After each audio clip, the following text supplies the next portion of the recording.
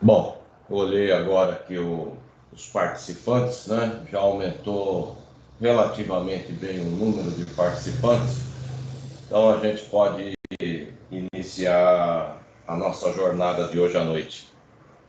Aqueles que eu não vi antes, né? Uma boa noite a todos. E relembrando, né? Na última aula, lá no final da aula, né? Na segunda-feira, eu ia mostrar um filme do Porto de Xangai, no Peru, né? E antes de mostrar o filme, eu fiz um comentário, né? Inclusive eu disse, olha, especificamente esse filminho, ele não está relacionado diretamente à movimentação de carga containerizada, mas indiretamente existe uma ligação, porque o grande objetivo no comércio internacional é principalmente aumentar o volume de carga containerizada movimentadas no total, né? E para isso acontecer, a gente precisa dar opções de locais para movimentações, né? Principalmente portos que possam receber navios de última geração com calado próximo a 20 metros, podendo transportar no mínimo 15 mil teus, né? Então, existe já projetos, como a gente compartilhou com vocês, tanto do lado brasileiro quanto do lado dos países que estão ali na costa do Pacífico, né? Do lado brasileiro, porque o Brasil ele tem a maior faixa litorânea da América do Sul, né? Do lado do Atlântico. E também está mais próximo das regiões de ligação, né? Mar Mediterrâneo, Canal do Panamá, América do Norte, Europa e África. Então, do lado do Atlântico, seria natural a criação desse porto no Brasil. E eu mostrei para vocês, né, o site da Autoridade Portuária de Rotterdam, no Brasil, né, que é um dos sócios na empreitada para criar o Porto Central ali na região do estado do Espírito Santo, próximo à divisa do Rio de Janeiro. E disse para vocês que do lado do Pacífico, né, para ter a ligação com o Oceano Pacífico, dois portos são o destaque. O Porto de Valparaíso, no Chile, e o Porto de Xangai, no Peru, né?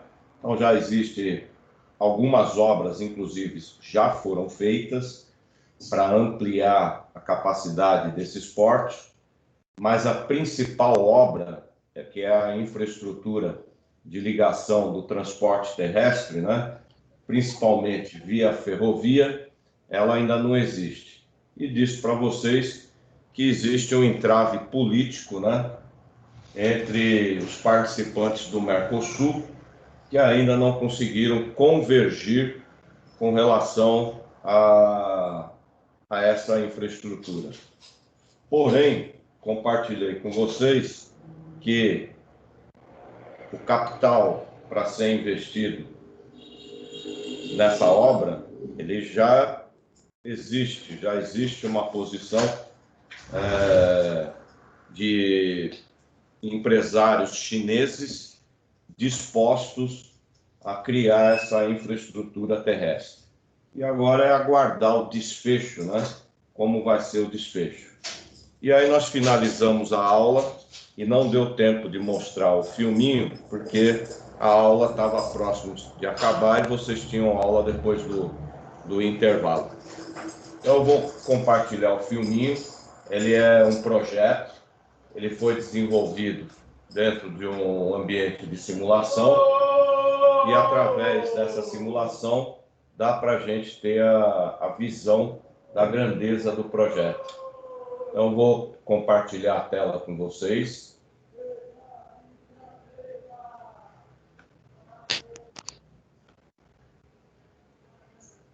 E aí é o Porto de Xangai, no Peru.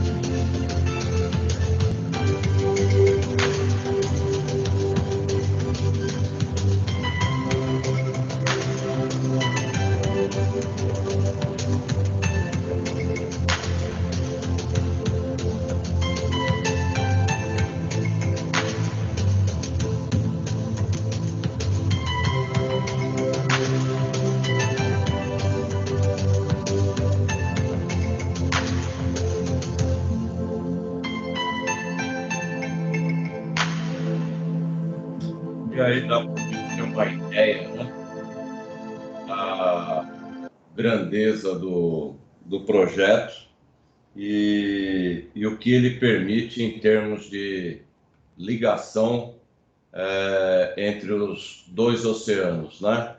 Pacífico e o Atlântico. E o quanto isso iria incrementar em termos de comércio internacional envolvendo o hemisfério sul, né? Seria mais uma opção e uma rota de movimentação de cargas para o comércio internacional.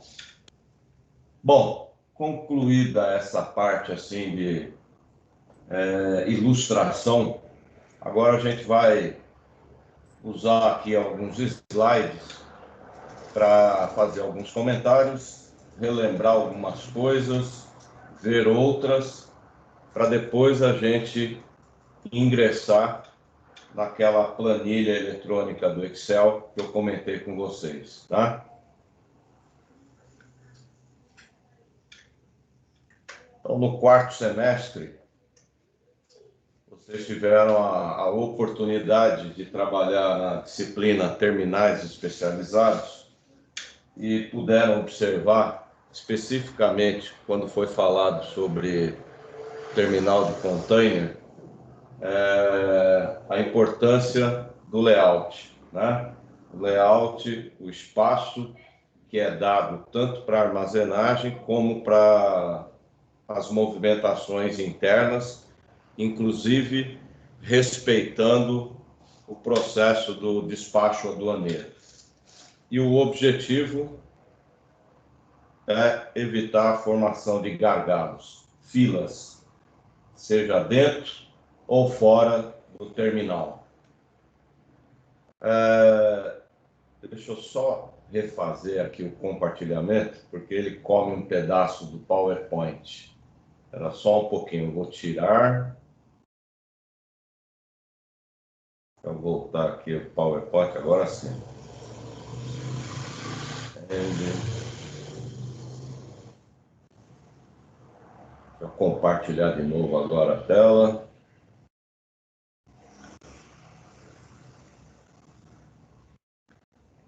Maravilha, agora está a tela inteira.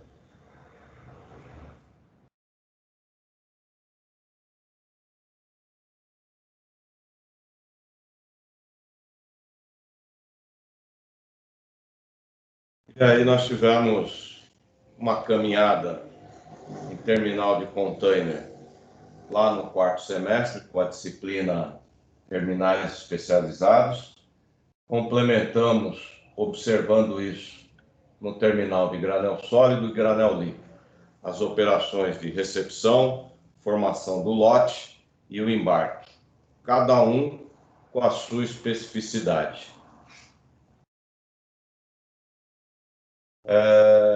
A divisão das três operações, né, tem por objetivo dar um fluxo constante e eficiente na movimentação de carga. E através do layout disponível, organizar cada uma das operações que são executadas dentro dele. Especificamente no terminal de container, né? Vocês vislumbraram com o professor Renato algo semelhante ao que está nessa tela, né? Um movimento progressivo através de quadras paralelas à faixa de cais. Essas quadras identificadas por berço de atracação e cada uma delas com uma função específica para facilitar a movimentação interna e, ao mesmo tempo, evitar choques e conflitos entre as operações. E evitando esses choques e conflitos, a gente diminui radicalmente a quantidade de erros durante um processo. E nesse semestre agora, eu comentei com vocês, quando a gente deu o exemplo lá do Porto de Roterdã, especificamente o terminal Euromax, né, que foi o precursor desse novo layout. Então, aqui a gente está vendo o layout com as quadras em série, a faixa de cais, e aí eles mudaram o nome. Em vez de chamar de quadra, está chamando de faixa de rolagem. É um sequencial contínuo de movimentação que é dado por um mínimo de 2 RTGs operando em cada faixa, geralmente 3. E aí eu tenho a segregação diária, aonde na parte inferior da imagem é o local onde circulam os veículos, os caminhões. E a faixa de cais só circula os equipamentos que estão trabalhando na carga e descarga do navio.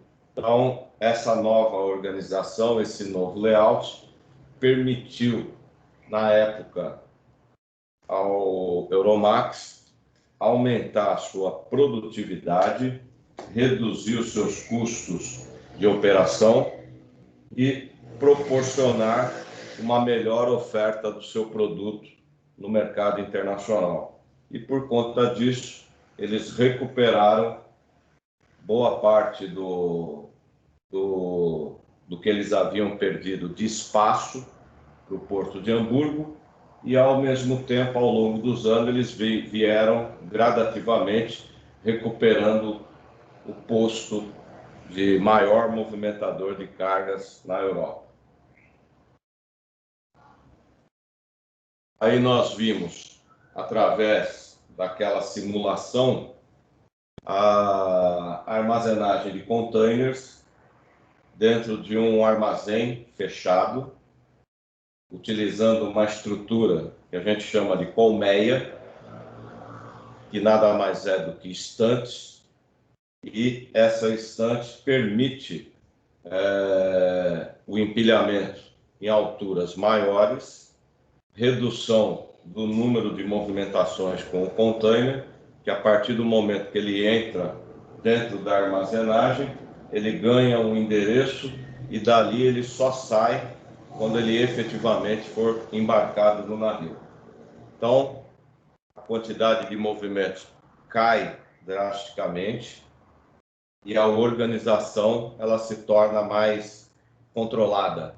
A perda é praticamente zero. E pelo fato dessa estrutura ela ser montada em vigas de aço, não existe o empilhamento de um container sobre o outro, porque o container fica apoiado na viga. Então, eu posso crescer em altura do solo para cima, ou mesmo, como eu comentei com vocês, no centro de distribuição da Volkswagen, eles têm alguns andares subterrâneos. Então, é possível também ir para baixo do nível do solo. E isso aumenta, numa área, um espaço pequeno, a quantidade maior de contêineres armazenados. E disse para vocês que, sendo uma infraestrutura de custo de implantação elevado, ela ainda não está a plena carga, o seu funcionamento, ela vem sendo aprimorada através de um protótipo que foi instalado lá no Porto de Dubai.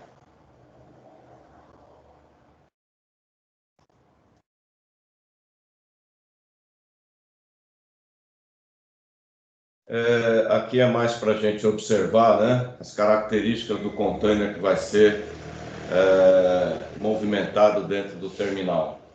Geralmente de 20 ou de 40, porém com diversas características de ser aberto ou fechado, com ou sem excessos nas suas laterais e de altura, e características físicas e químicas de cada carga em particular. Essas características dadas pela carga e pelo tipo de container, ela vai exigir em alguns momentos, uma maior atenção e a utilização de alguns padrões específicos para evitar acidentes com a carga e com o container.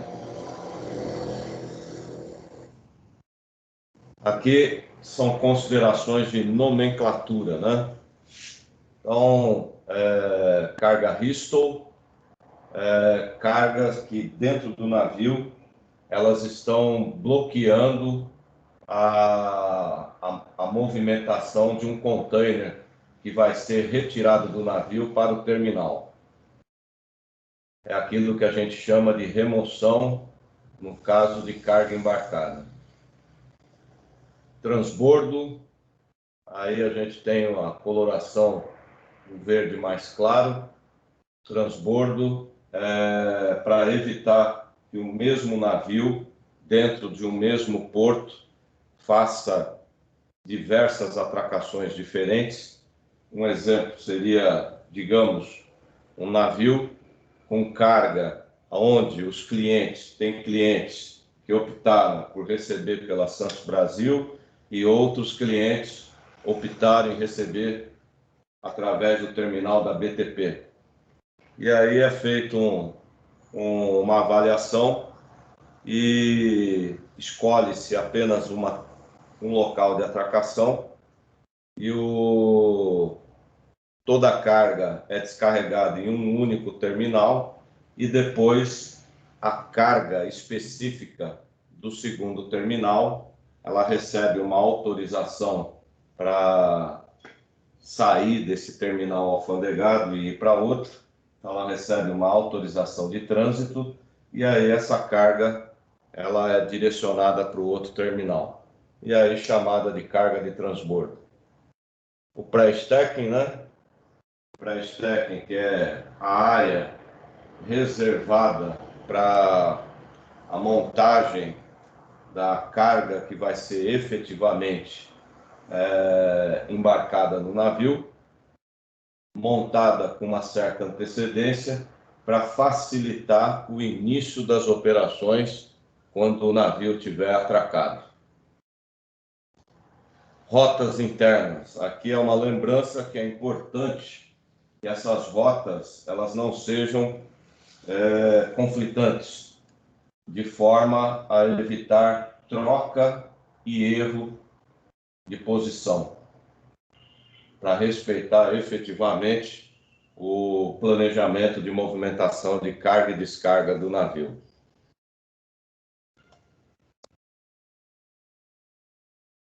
O objetivo do que nós vamos fazer na planilha do Excel, como eu disse para vocês, é entender a lógica que é aplicada num software de planejamento de carga e descarga de navio.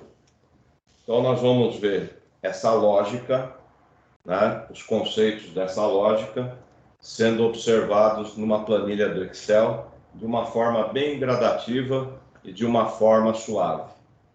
O objetivo de todo software na execução dessa tarefa é buscar a melhor relação de custo-benefício. Quando atinge essa melhor relação, é onde o terminal tem a maior lucratividade.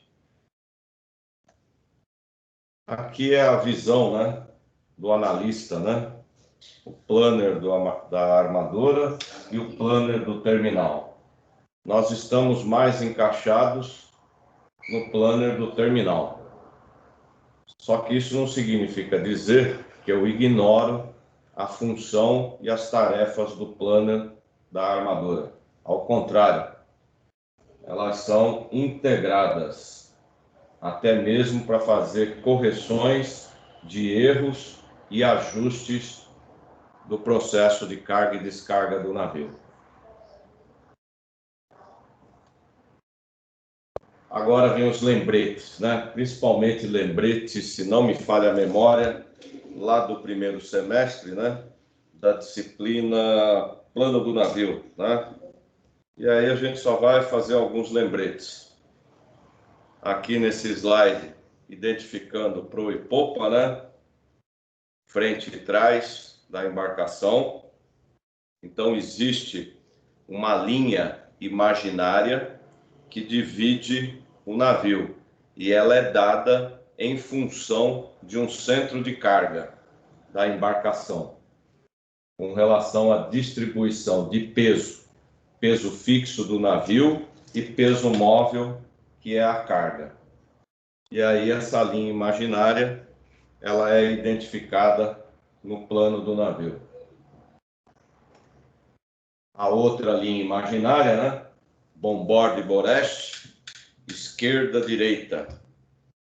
E aí dá a divisão para buscar também o centro de carga para melhor distribuição de cargas no navio.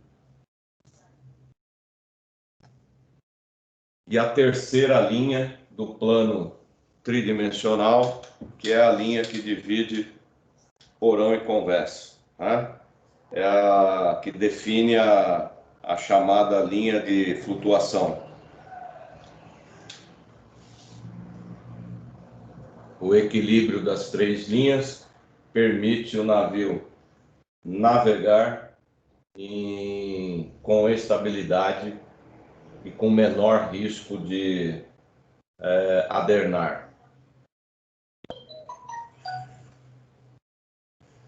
Aqui é a visão de porão e convés, carga de porão, carga de convés.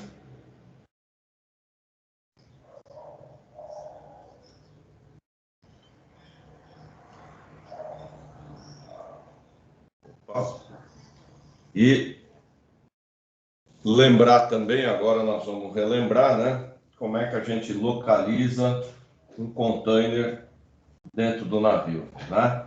A gente usa três informações: Bay, Raw, Tier, baia, fileira e altura. Através das informações numéricas que são dadas para cada variável desta, é identificada a posição correta do navio, ou perdão, do container dentro do navio. Então, as divisões de Bay, ela identifica porão e a carga sobre o porão no convés. Lembrando que a nomenclatura par, ela identifica um container de 40. E a nomenclatura ímpar identifica a nomenclatura com container de 20. Então, cada bay ela vai possuir uma numeração principal, que é a par, e duas numerações secundárias, que são as ímpares. Um número anterior e um número posterior à numeração par. Nessa imagem aqui, nós não estamos vendo a numeração par, estamos só vendo a ímpar. Mas, pegando por exemplo aqui no centro do navio, 37 e 39. Então, ele está identificando a numeração ímpar, identificando containers de 20. Então, ele está identificando 37 e 39. Significa dizer que a numeração par dela é 38. Então, essa aqui é a B38 para identificar container de 40.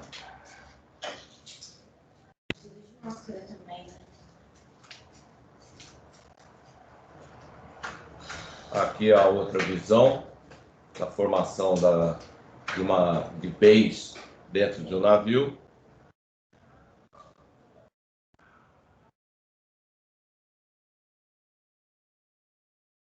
Aqui, identificando espaço por espaço e agora identificando pela numeração par.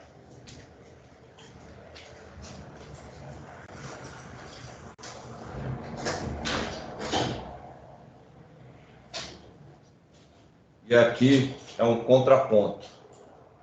Qual é o contraponto? é para dizer para vocês que não existe um padrão obrigatório definido. Existe uma convenção. E aí a gente tem que entender o seguinte: padrão a gente é obrigado a seguir. Convenção eu sigo se quiser. Então, convenção, existe a nomenclatura de uma BEI, ela começa da proa para a polpa, da frente para a traseira do navio. Mas nem todo mundo segue. A gente vê que alguns resolveram mudar e eles estão nomeando da popa para a proa.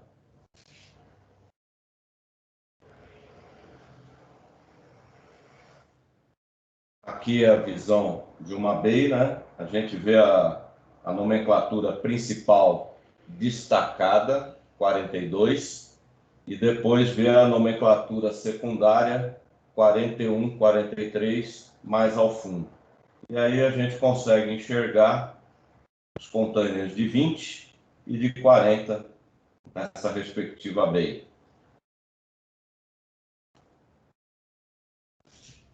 BEI 38. E esse container sendo de 20, ele está na BEI 39. BEI 50, então esse container é um container de 40, a nomenclatura dele começa com 50. Agora as RAWs, né? As RAWs são aquelas colunas que são formadas no convés e no porão, tá? E a RAW, a nomenclatura dela, a numeração dela começa do centro, então da linha imaginária do centro, e aí ela vai para as extremidades de bombordo e de boreste. Indo para bombordo, ela ganha uma numeração par, e indo para boreste, ela ganha uma numeração ímpar. A linha imaginária da divisão, ela é 0. Então, quando eu vou para bombordo, o próximo número par é 2. E quando eu vou para boreste, o próximo número ímpar é 1. E aí vai se acrescentando o número 2 a cada um dos valores e eu obtenho a numeração da RAW. E aí a gente enxerga isso.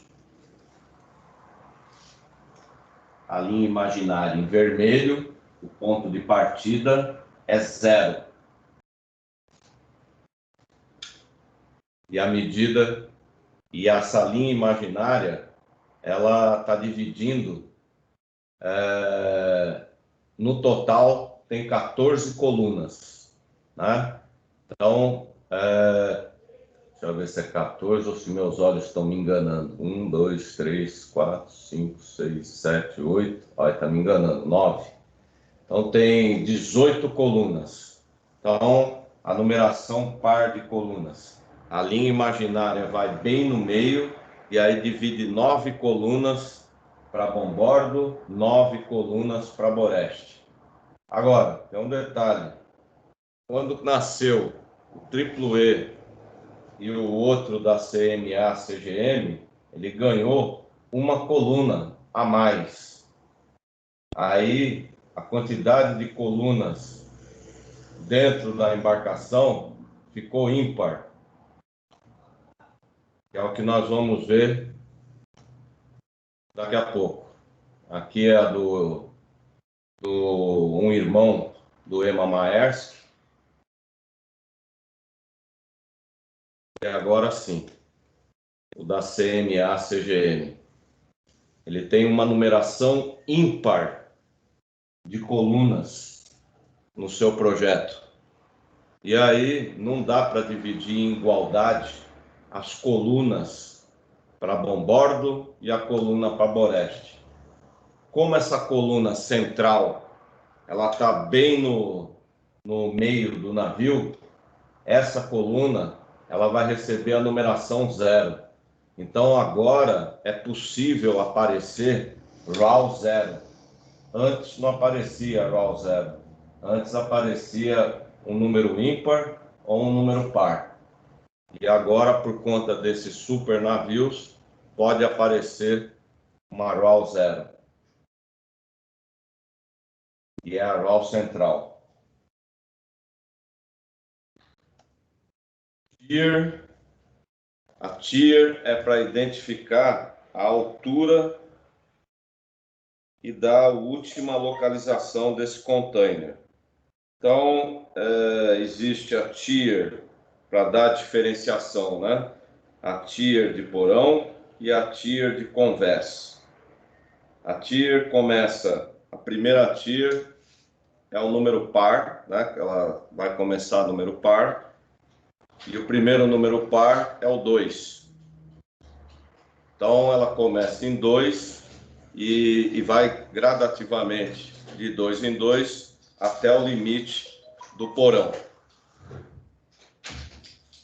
Para dar diferenciação no convés, é acrescentado o número 8 do lado do primeiro número par 2.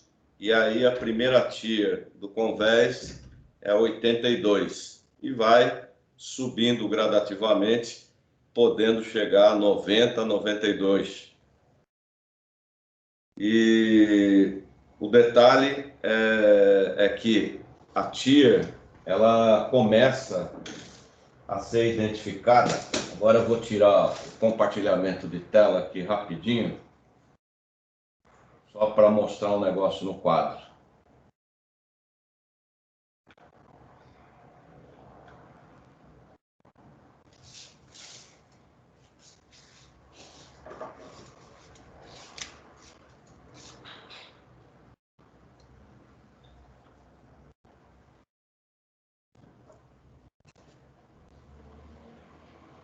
Vou só desenhar duas, só para ter a visão.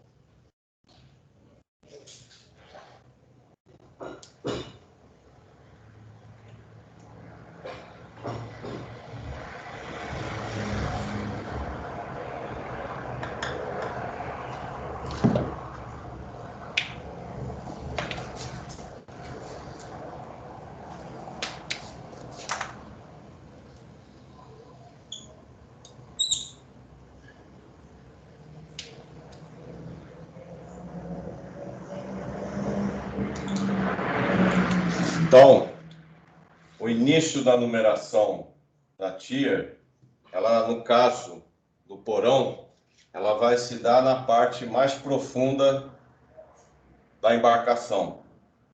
Então, por exemplo, a primeira bay de proa, ela geralmente, a parte final do casco aqui, ela é onde está o quebra-onda, o quebra-gelo, né? Aquela parte mais pontuda da embarcação, e a chapa de aço sólida, né? Então, ela tira um espaço desse porão. Então, no caso aqui dessa bay, a primeira tier dela não é 2, a primeira tier dela é 4. Agora, essa que ocupa plenamente todo o casco do navio, a primeira tier dela começa em 2. Tranquilo, queridos? De boa? De boa. Deu para relembrar o primeiro semestre?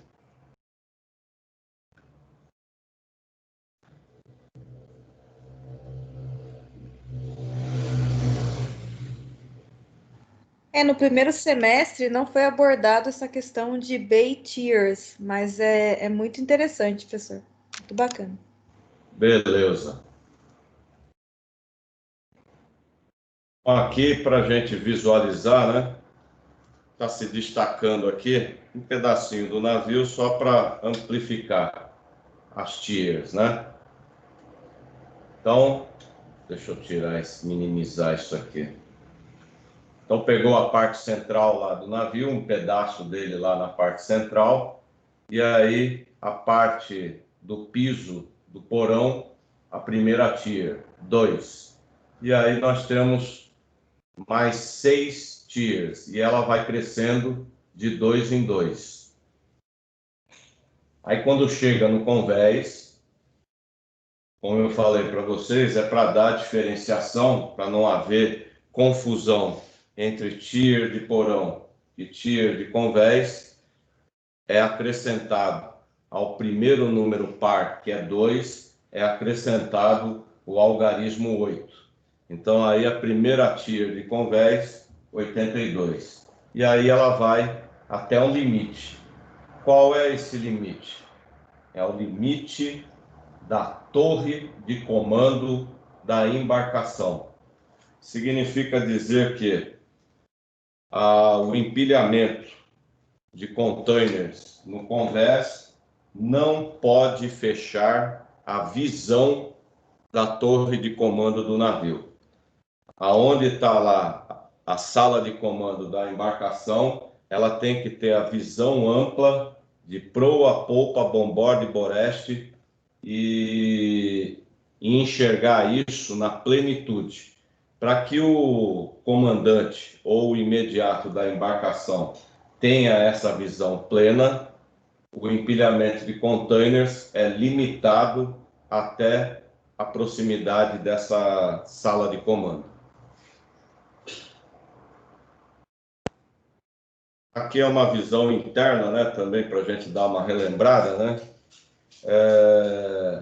A evolução dos navios porta-container, que iniciou principalmente no meio para o final da década de 70, mas principalmente na década de 80, observando algumas dificuldades e alguns problemas no manuseio e na colocação do container dentro da embarcação, a engenharia naval veio buscando dar algumas soluções. Então, no caso aqui, está aparecendo uma solução que foi dada para guiar o perfeito encaixe e a formação do empilhamento no porão, né?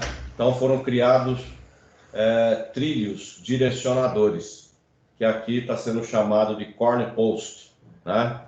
Então, isso permite o deslizar e a colocação do container no porão e facilita depois o travamento da carga.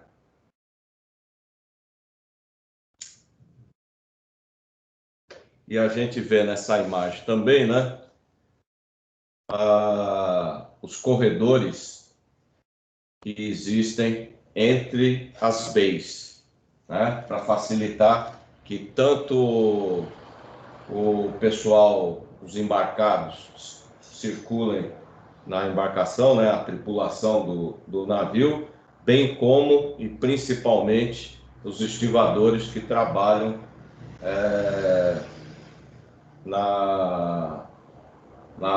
como é que se fala? A amarração dos containers, para facilitar o trânsito deles.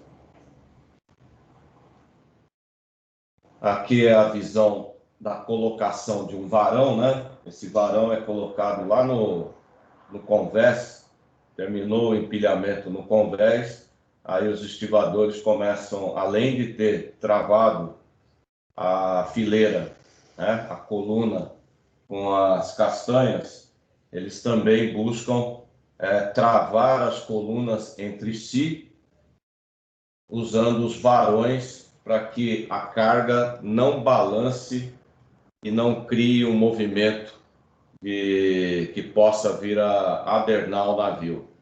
Então, isso aí também evita a perda de carga numa tempestade.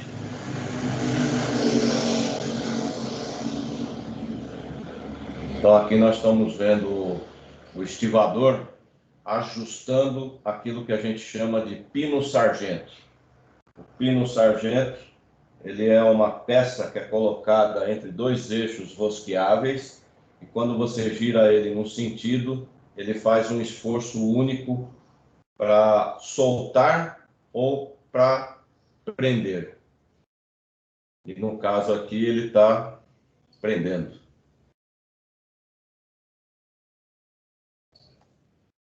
E agora a gente vai fazer eu vou dar um tempo, vou deixar esse slide na tela, né? É mais assim para dar um refresco. É um exercício mental. Então, vocês têm 12 containers aí. Eu estou dando a numeração da BEI 32. E estou destacando 12 containers. Aí vem a primeira pergunta. Se eu estou dizendo, eu estou dando a numeração par dessa BEI, qual é o container que está destacado nesse desenho? É container de 20 ou é container de 40?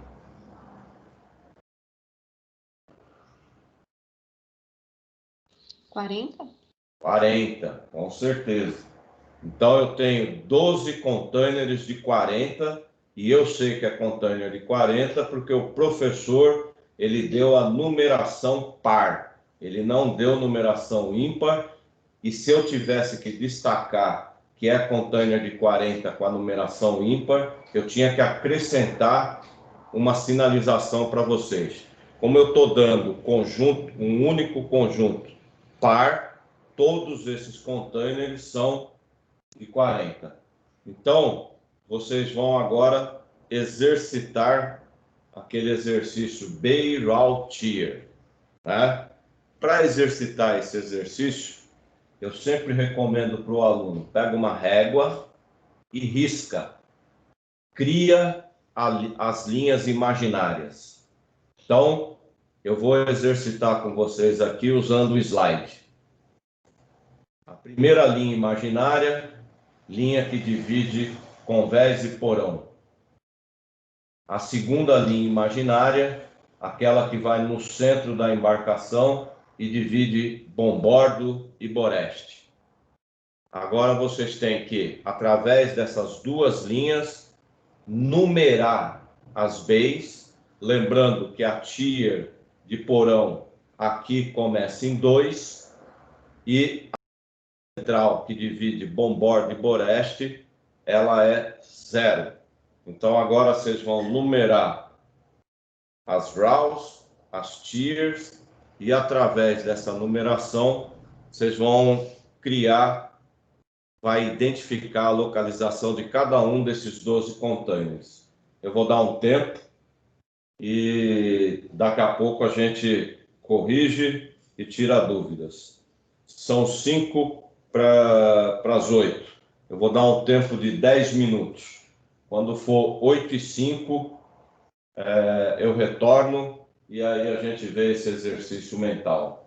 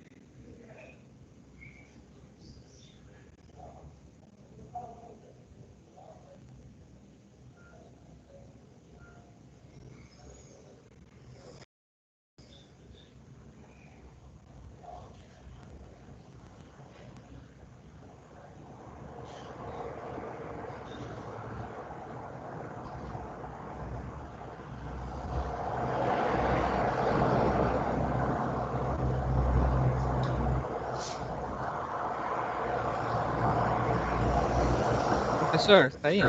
Oi, pode falar. Se você puder mutar o seu microfone, seria bom, porque tá vindo um barulho de fora. Deixar ele mudo, você fala? Isso. Então, espera só um pouquinho aqui. Deixa eu tirar o slide para mim poder pegar a tela aqui. Espera só um pouquinho.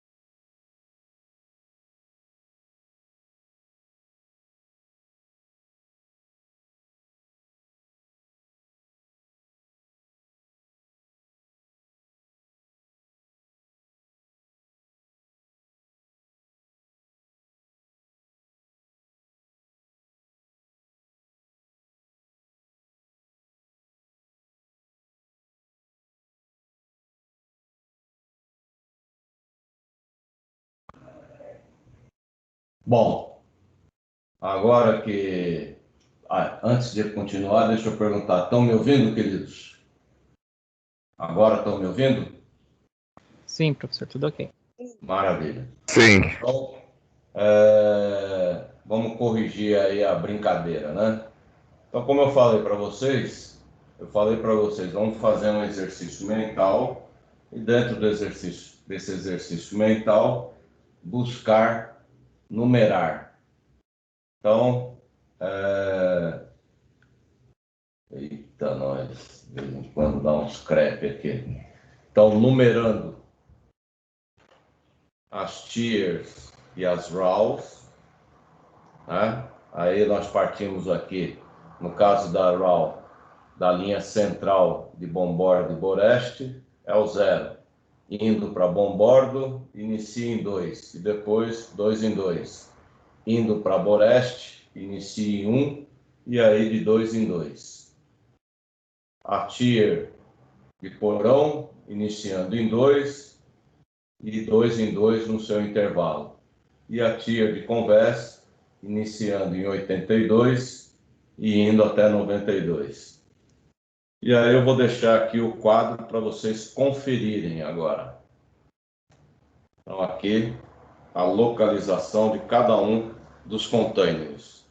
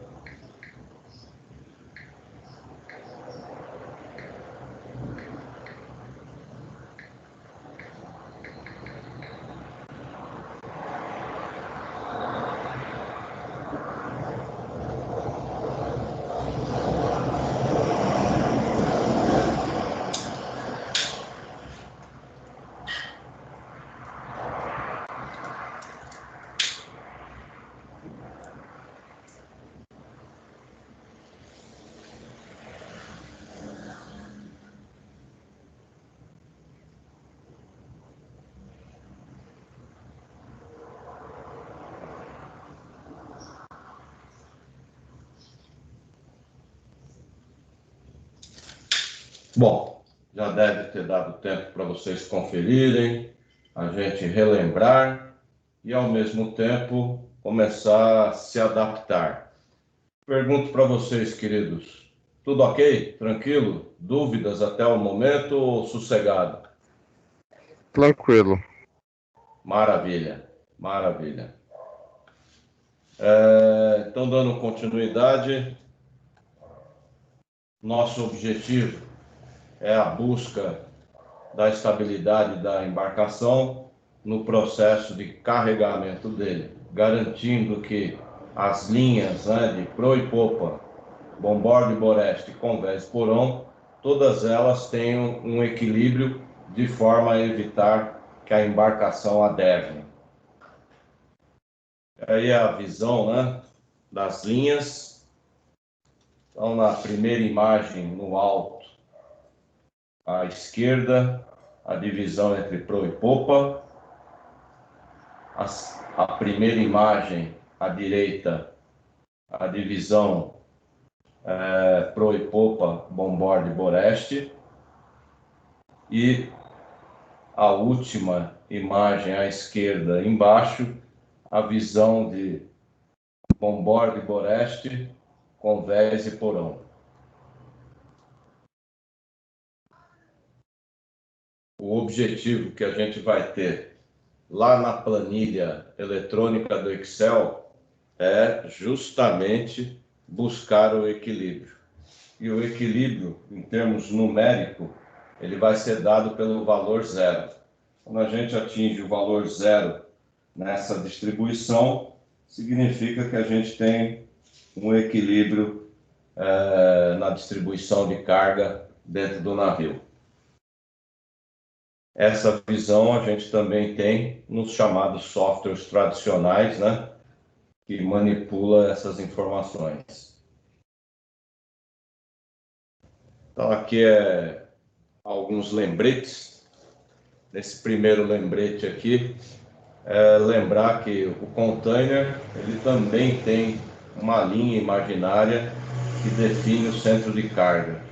Significa que a estufagem desse container ele tem que buscar um equilíbrio na distribuição da carga interna dele, para evitar que haja uma fissura e um rompimento das longarinas, que é a estrutura do container, e aí ele vem a abrir e a se danificar.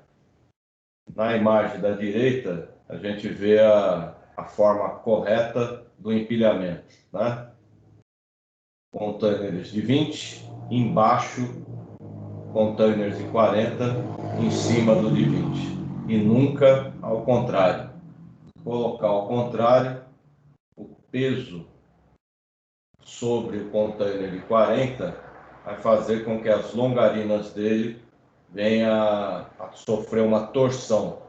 E essa torção, ela danifica os corner posts do container e, muito provavelmente, os spreaders não vão conseguir engatar o container. Além disso, existe o risco também do rompimento dessas estruturas.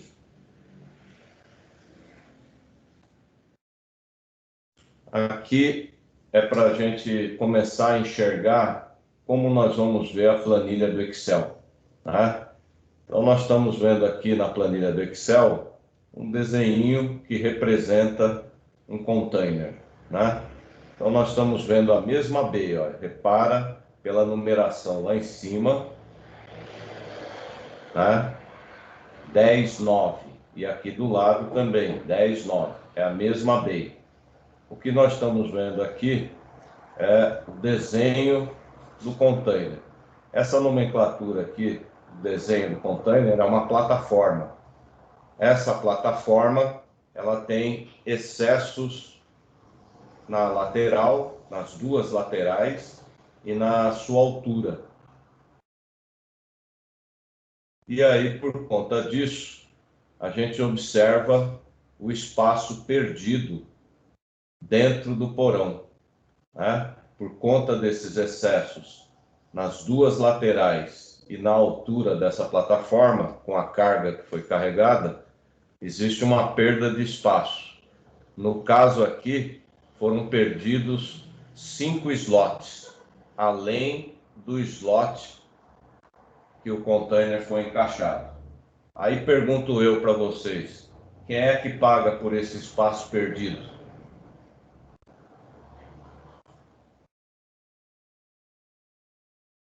Quem é que paga por ele? É o dono da carga? O dono da carga, exatamente. Então, o terminal, a armadora, principalmente a armadora, quando ela passa o preço, ela vai passar o preço não só considerando o volume da carga, mas de todo o espaço perdido por conta desse volume da carga. Na imagem da direita, é um container HC, né, que tem excesso de altura, e esse excesso de altura, com ele no porão, também comeu um slot dentro do porão. E por conta disso, se ele for embarcado aqui no porão, será cobrado 2 espaços do dono da carga. E aí, para evitar situações desse tipo com relação a containers HC, o ideal é que eles sejam embarcados no convés, no caso específico do HC. No caso específico de uma carga especial embarcada numa plataforma, geralmente ela vai no porão do navio, até pela característica de peso dela.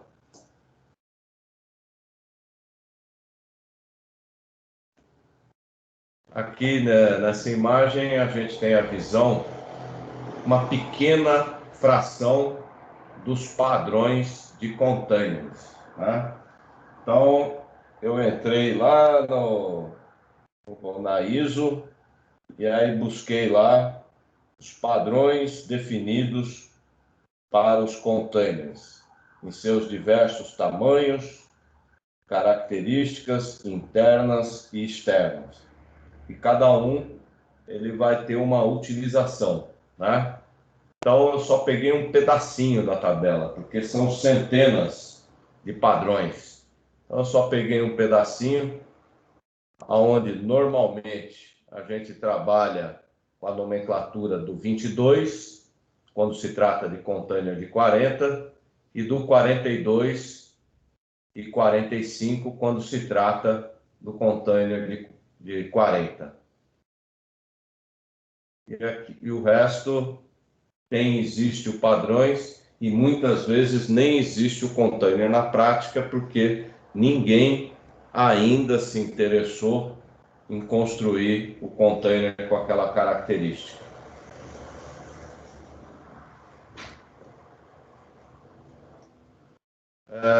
Agora nós vamos ver alguns tipos de cargas com necessidades especiais, né?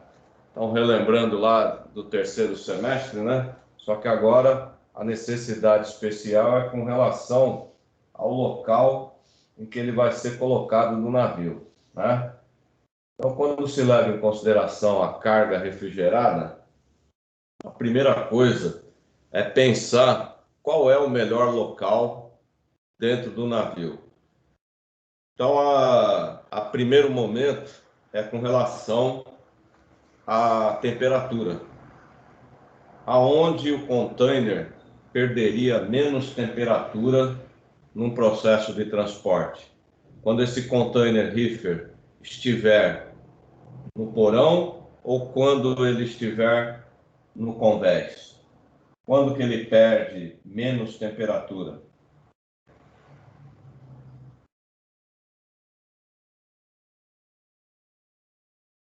Hein, queridos? Quando estiver no porão, professor? Quando estiver no porão, perfeito. A gente sabe que a própria água do mar, ela, por característica, ela tem uma temperatura relativamente mais baixa e ela transfere essa temperatura para o casco do navio, que acaba transferindo para o ambiente do porão. Então, geralmente, o porão é o local mais frio. A segunda característica é olhar para a embarcação.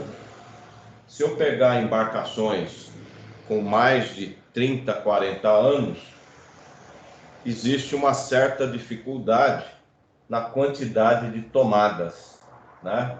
Essas embarcações mais antigas, elas não tinham uma grande disponibilidade de tomadas para utilizar o próprio gerador do navio para alimentar os motores dos compressores do container, né? E aí, por conta dessa dificuldade, muitas vezes o embarcador era obrigado a alugar um que a gente chama de power pack, que nada mais é do que um gerador, né? Esse gerador, ele é um gerador movido a um combustível, diesel ou gasolina, que periodicamente tem que ser abastecido, e ele vai manter a energia necessária para que um determinado grupo de containers, ou um container, dependendo do tamanho do power pack, venha a ter a alimentação de energia para os seus motores, né? Agora, as embarcações mais novas, elas já têm uma distribuição muito maior nessa parte de serviços de energia. Basicamente, essa distribuição é plena. Não totalmente, mas plena, porque aumentou a quantidade disponível de tomadas para containers refrigerados. Então, facilita o plano de embarque. Segundo tipo de carga que tem uma necessidade especial, carga IMO, carga perigosa, né? E não importa qual delas, porque todas elas têm o risco tanto de um vazamento provocar uma explosão e um incêndio, bem como esse vazamento provocar uma contaminação e corrosão de outros containers e estragando a carga aonde ele estaria colocado. Então, por conta disso, essas cargas perigosas, por característica, elas são carregadas no convés. E, por orientação da autoridade de navegação, que elas venham a ser colocadas lá na primeira bay de proa. Então, eu coloco no convés e na primeira bay. E tem um sentido de segurança. Qual é o sentido de segurança que vocês imaginam para esse tipo de orientação? Qual seria a orientação dada?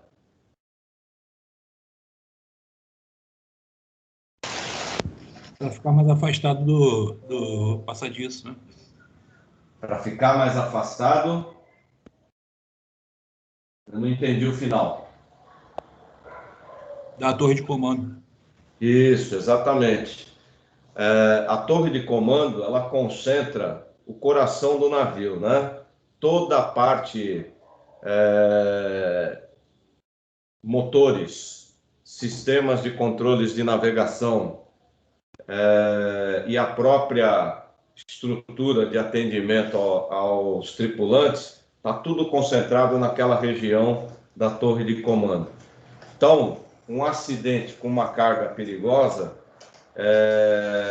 se ela atingir essa região, ela, no mínimo, vai deixar o navio inativo. Mas, dependendo da grandeza do acidente, pode até provocar que o navio venha a pique, né? Então, para diminuir esse risco, você coloca ele no lado oposto, no extremo oposto, de forma a evitar esse tipo de ocorrência. E vai manter a embarcação flutuando e, se possível, navegando.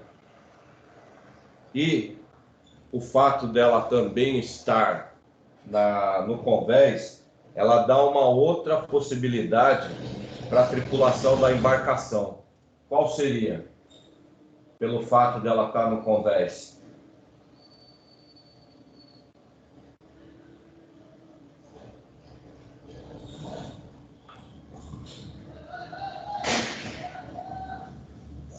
Hein, queridos? Pelo fato da carga perigosa estar no convés, o que ela facilita para a tripulação do navio?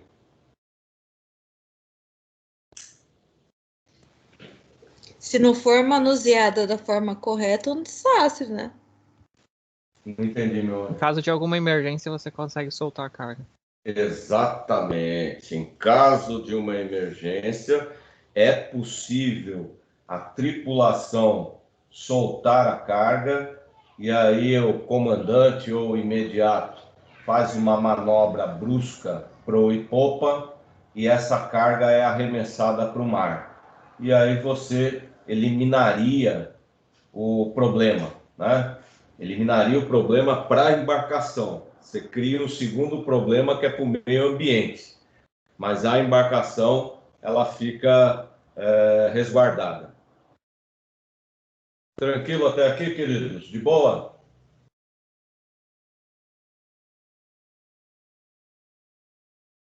Tranquilo? Tá de boa, professor. Beleza, professor. Maravilha. Aqui, quando a gente está falando essa carga com destino certo, que vai para o porão, um exemplo, couro no porão. Ela não é uma carga embarcada num contêiner refrigerado, mas ela fica lá no porão e, por conta das baixas temperaturas do porão, mantém a temperatura do contêiner específico uma temperatura baixa, conservando melhor a carga. E no caso da underdeck aqui, seriam cargas especiais, né? Cargas especiais que têm tamanhos, volumes e pesos que podem causar algum transtorno se tiver colocadas no convés. E aí pode causar um balanço a mais da embarcação e provocando que ela venha a adernar. E aí, por essas características, elas vão underdeck, para o porão, pro porão do navio. Aqui a nomenclatura que a gente... Deixa eu só tirar o compartilhamento e retornar com ele para poder ter a visão completa do slide, que aqui comeu a última linha.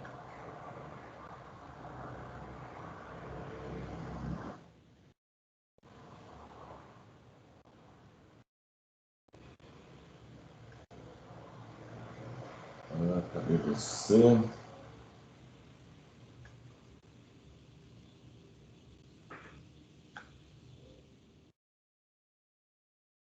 Aqui.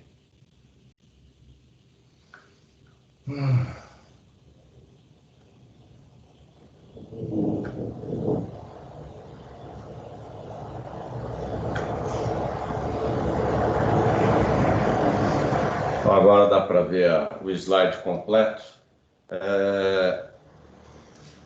A identificação por cores no espelho, né?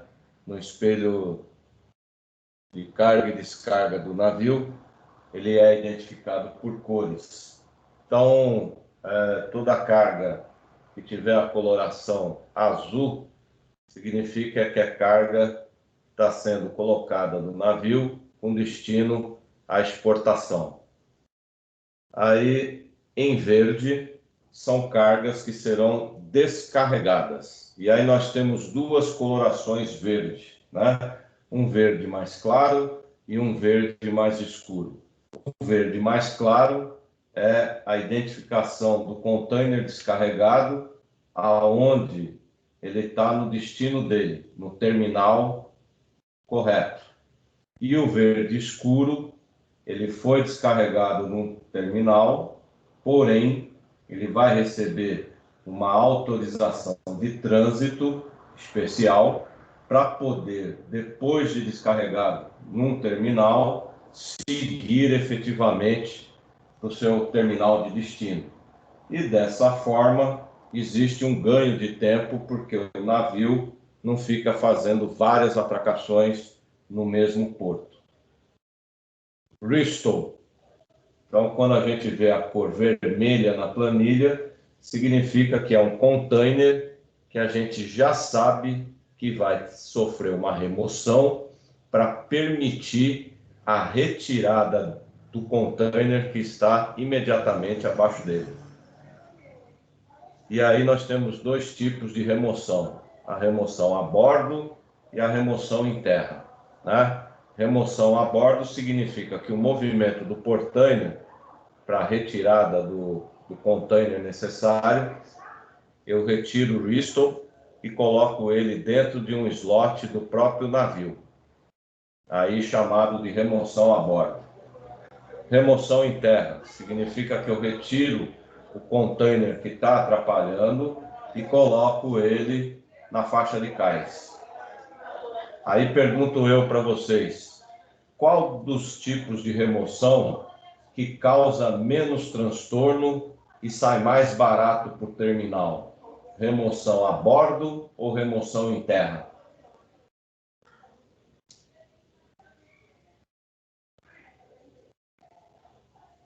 Qual será?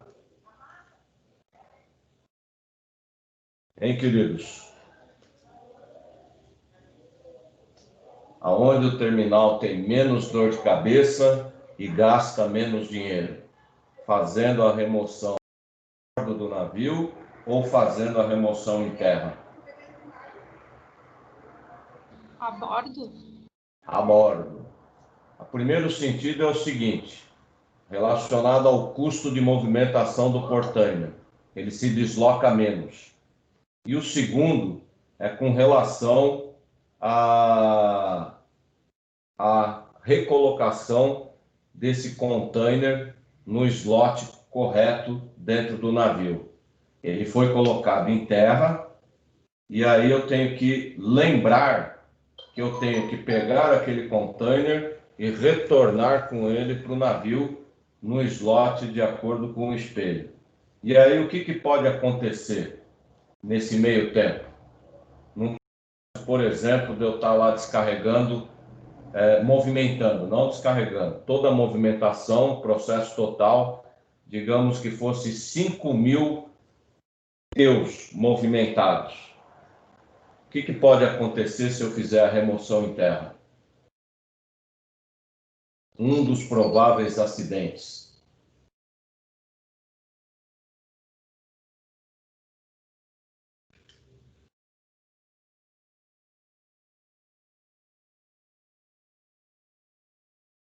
O que pode acontecer? Eu decidi fazer a remoção em terra, aí eu tenho um trabalho lá de carregamento que, digamos que eu tenha que fazer o processo, né, de carga e descarga desse navio em 24 horas. Aí, logo nas primeiras horas de trabalho, foi decidido fazer a remoção em terra. E aí, passam-se 24 horas no processo, se movimentou entre carga e descarga 5.000 containers. E o que pode acontecer durante esse tempo? Que acidente pode acontecer? Acidente e prejuízo.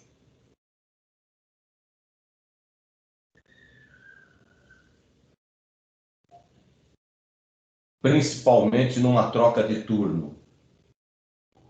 Sai um grupo de pessoas e entra outro grupo de pessoas para continuar o trabalho e finalizar. O que pode acontecer? Esquecer o container? Esquecer o container, exatamente. Né? Lembra que eu dei o exemplo lá de um ex-aluno, né, da FATEC, o Matheus, que ele trabalhava no terminal da Ecoporto e não tinha o container disponível para embarcar. Então, o esquecimento leva a prejuízos e alguém vai ter que arcar com esse prejuízo. Então, de preferência, a gente sempre busca fazer essas operações a bordo do navio para ter os menores custos e os menores problemas durante o processo.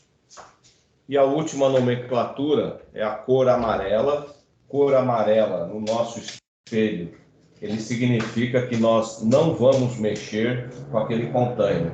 Aonde ele está no navio, ele fica. Então, já está orientando que não é para mexer com ele. Tranquilo até aqui, queridos? De boa?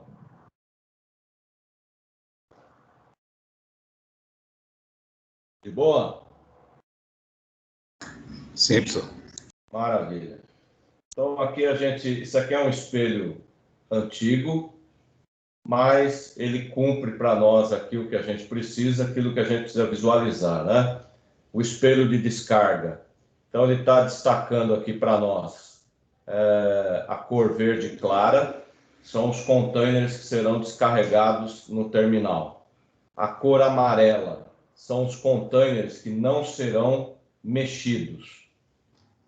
Um outro destaque que ele nos dá aqui, vou pegar, por exemplo, ó, observa onde está o meu mouse. Meu mouse está aqui à esquerda e ao centro da imagem, né? Mais à esquerda e ao centro. Aqui eu tenho o desenho de duas bays. Uma numeral, as duas com numeral ímpar. Uma com numeral 13 e a outra com numeral 15. Então, se eu for buscar a numeração principal, é o intervalo entre esses dois números. E o número par nesse intervalo é o 14. Então, a numeração principal 14, para poder identificar o container de 40. Quando eu olho nessa bay, eu vou observar que todos os containers aqui, eles são a maioria dos containers que estão aqui são containers de 40. Tem a identificação do número 40 aqui. O que está identificando é, na bay 13, que é a que tem a numeração menor, está lá pintado de verde. E na bay 15, que tem a numeração maior, tem um X. Esse X identifica que um pedacinho do verde, somado com o pedacinho desse X, forma um container de 40. Tranquilo, queridos? Deu para compreender? Ou relembrar, né? Na verdade, relembrar. De boa? Alô? Beleza, professor. Maravilha. Outra coisa que se destaca aqui é a visão do container de 20. Então, pegando à esquerda, a B que está mais abaixo à esquerda, numeração principal 26 e as secundárias 25 e 27. Aí, os 6 primeiros containers no centro dessa bay são de 20. E do outro lado, destaca que também é de 20. Então, está pintado dos dois lados. E aí está indicando para mim que são 12 containers de 20. E os demais são containers de 40.